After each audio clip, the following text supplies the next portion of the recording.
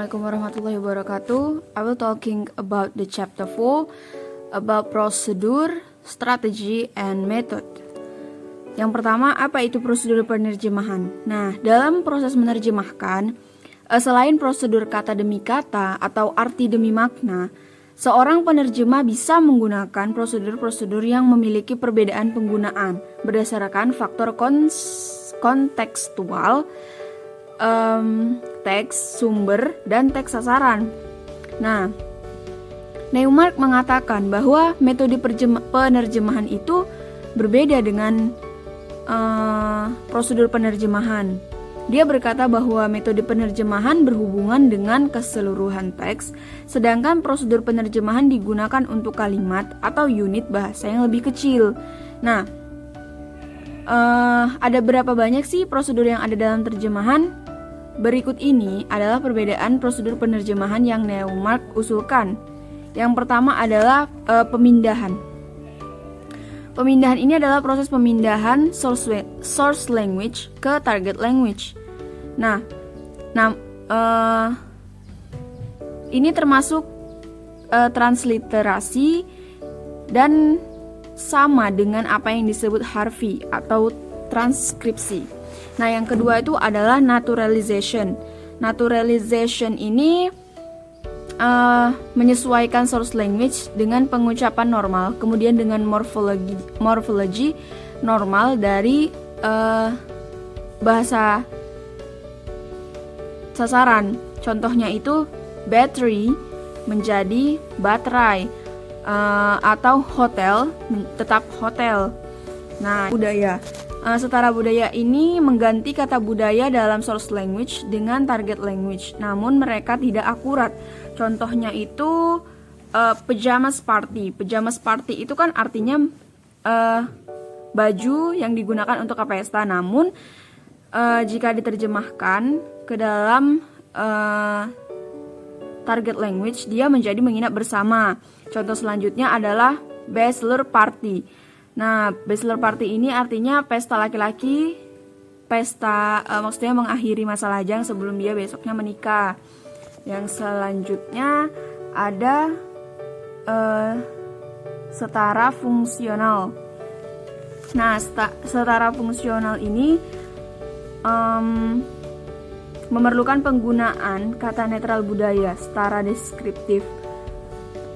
Menerjemahkan perlu penyetaraan. Nah, artinya misalnya combine artinya tuh selir gitu. Jadi yang selanjutnya ada setara deskriptif. Dalam prosedur ini arti CBT dijelaskan dalam beberapa kata. Nah,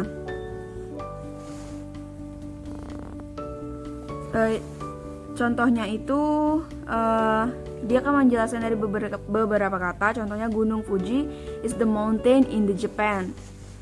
And the last analysis component artinya membandingkan kata dari source language dengan kata-kata target language yang memiliki arti serupa tetapi tidak padanan satu-satu yang jelas, dengan menunjukkan terlebih dahulu kesamaannya dan kemudian komponen pengertiannya yang berbeda.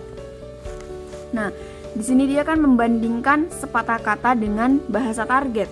Contohnya sweet talk atau kata-kata manis, kan? Nah, yang selanjutnya ada sinonim. Ini adalah setara dengan target language. Di sini ekonomi mengalahkan akurasi kata-kata bahasa sumber yang diterjemahkan dan punya padanan kata. Contohnya teacher artinya bisa guru, tutor, pengajar ataupun pendidik. Oke, selanjutnya ada pergeseran atau transposisi, melibatkan perubahan tata bahasa dari source language ke target language. Misalnya perubahan dari tunggal ke jamak.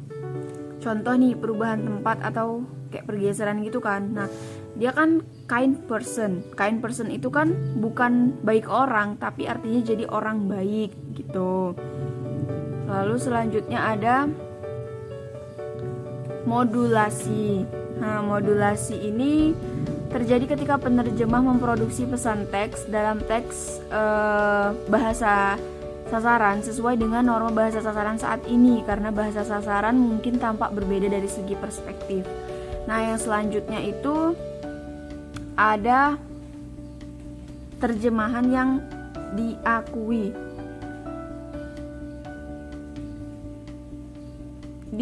Penerjemahan yang diakui ini terjadi ketika penerjemah biasanya menggunakan terjemahan resmi atau yang diterima secara umum dari istilah institusional apapun. Nah, selanjutnya ada kompensasi. Terjadi ketika hilangnya makna di satu bagian kalimat dikompensasikan di bagian lain. Nah, selanjutnya parafrase. Dalam prosedur ini pengertian CBT dijelaskan. Di sini penjelasannya jauh lebih rinci daripada padanan deskriptif. Nah, yang selanjutnya kuplet. Terjadi ketika penerjemah menggabungkan dua prosedur yang berbeda. Dan yang terakhir ada catatan. Catatan adalah informasi tambahan dalam terjemahan. Catatan ini dapat muncul dalam bentuk catatan kaki meskipun beberapa stylist menganggap terjemahan yang ditaburi dengan catatan kaki buruk sehubung dengan penampilan. Meskipun demikian, penggunaannya dapat membantu pembaca untuk membuat penilaian yang lebih baik tentang isi source text. Strategi penerjemahan. Nah, strategi penerjemahan ini adalah cara yang digunakan ataupun panduan yang digunakan dalam menerjemahkan suatu teks, gitu kan. Nah, strategi penerjemahan ini memiliki tujuan untuk membuat terjemahan menjadi yang terbaik. Nah, berikut ini ada beberapa definisi penerjemahan menurut ahli. Nah, menurut Webster Dictionary, strategi adalah ilmu membentuk dan melaksanakan operasi militer kepangkatan yang dibedakan dari taktik, penggunaan kecerdasan, atau kemahiran dalam melaksanakan proyek atau apapun metode, rencana, atau siasat untuk mencapai beberapa tujuan. Selanjutnya, strategi dari Kamus Pembelajar Tingkat Lanjut Oxford. Strategi ini adalah seni merencanakan operasi dalam perang, khususnya pergerakan tentara dan angkatan laut ke posisi yang menguntungkan untuk pertempuran dan keterampilan dalam mengelola unsur apapun. Nah, selanjutnya ada strategi Neumark. Strategi adalah penerjemahan semantik dan penerjemahan komunikatif. Selanjutnya dari Krings, strategi penerjemahan adalah rencana sadar potensial penerjemah untuk memecahkan masalah penerjemahan yang konkret dalam kerangka tugas penerjemahan yang konkret. Nah, selanjutnya ada Closure. Strategi penerjemahan adalah prosedur yang berpotensi disadari untuk memecahkan masalah yang dihadapi dalam menerjemahkan teks atau segmen apapun darinya. Nah, jadi istilah strategi secara konsep lebih luas dari prosedur.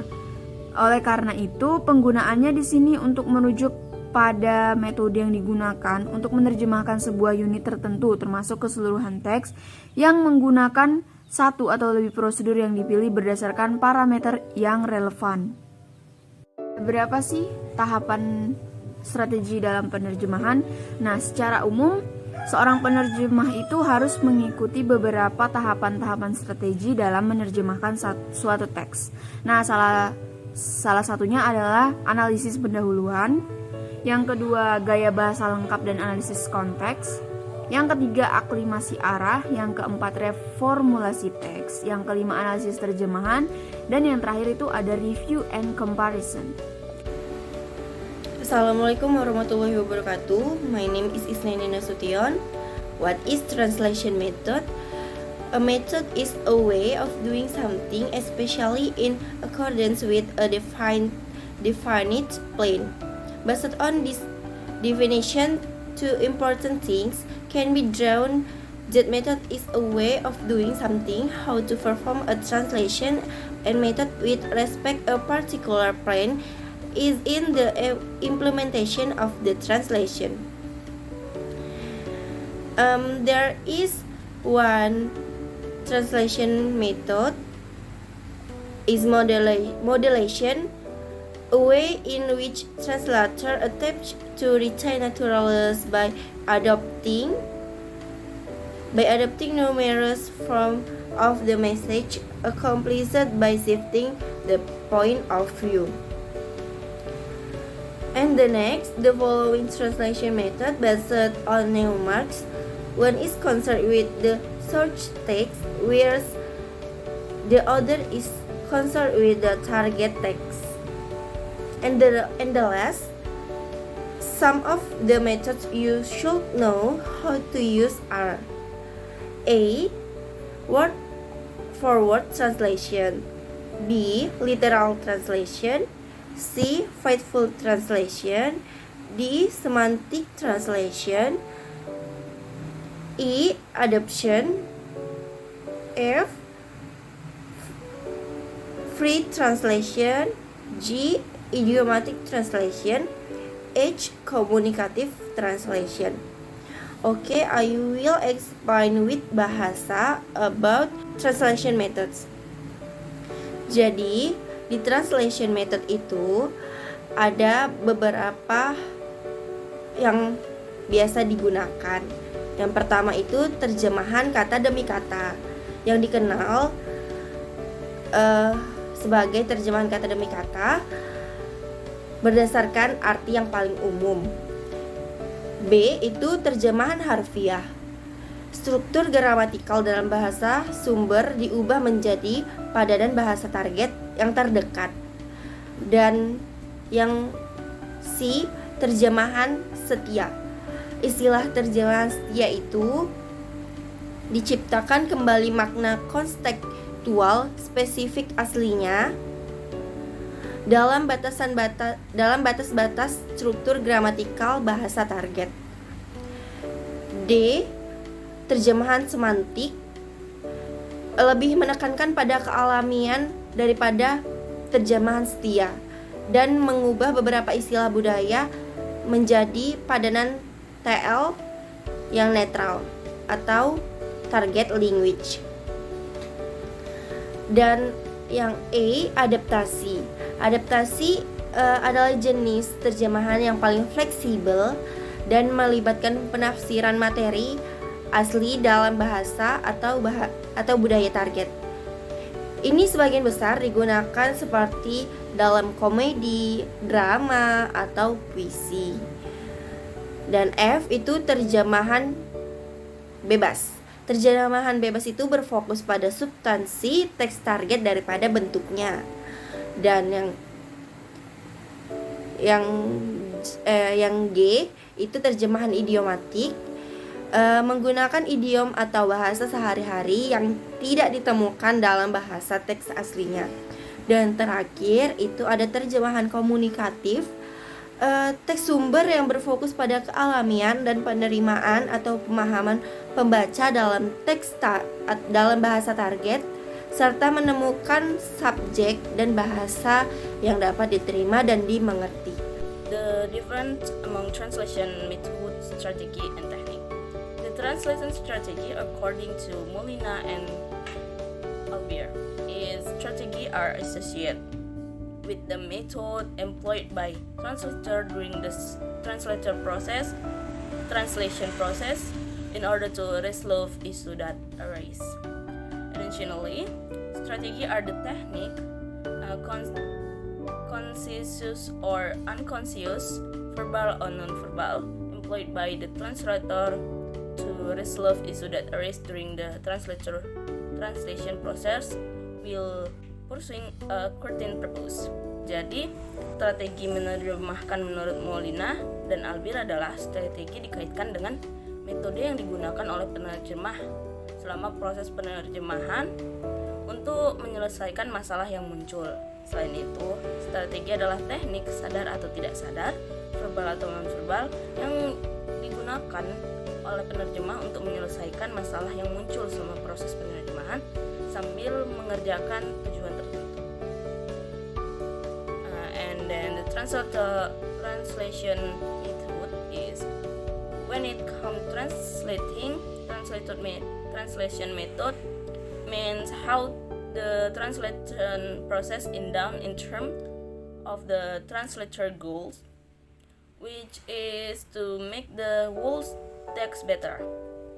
They also said the translation method affect how small part of the text are translated. Borrowing is one of the most common way to translate when the goal is to make the source language more foreign. Jadi metode penerjemahan adalah dalam hal penerjemahan, metode penerjemahan berarti bagaimana proses penerjemahan dilakukan sesuai dengan tujuan penerjemahan, yaitu membuat keseluruhan teks menjadi lebih baik. Mereka juga mengatakan metode penerjemahan mempengaruhi seberapa kecil bagian teks yang diterjemahkan.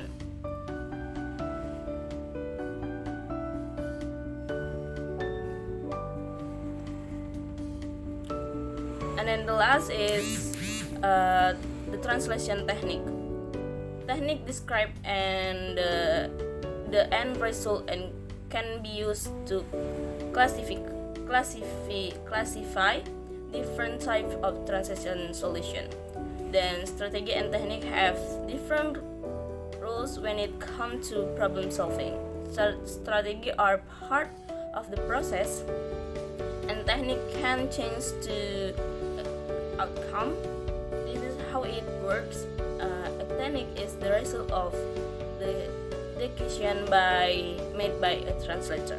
Its fidelity will depend on thing like what kind of text it is, how it's being used on screen. Jadi teknik penerjemahan adalah teknik yang menjelaskan akhir dan dapat digunakan untuk mengklasifikasikan berbagai jenis solusi terjemahan. Kemudian strategi dan teknik memiliki peran yang berbeda dalam hal pemecahan masalah. Strategi adalah bagian dari proses dan teknik dapat mengubah hasil. Bagaimana cara kerjanya? Cara kerjanya itu sebuah teknik adalah hasil yang keputusan yang dibuat oleh seorang penerjemah. Validitasnya akan tergantung pada hal-hal seperti jenis teksnya, bagaimana penggunaannya, dan seterusnya. Jadi kesimpulannya adalah bahwa strategi penerjemahan berkaitan dengan mekanisme yang digunakan oleh penerjemah selama proses penerjemahan untuk menemukan solusi dari masalah yang mereka temukan. Sedangkan metode penerjemahan adalah mengacu pada cara suatu proses penerjemahan tertentu yang dilakukan dalam kaitan dengan tujuan penerjemahan, yaitu opsi global yang mempengaruhi keseluruhan teks. Selain itu, teknik menjelaskan hasil yang diperoleh dan dapat digunakan untuk mengklasifikasikan berbagai jenis solusi penerjemahan.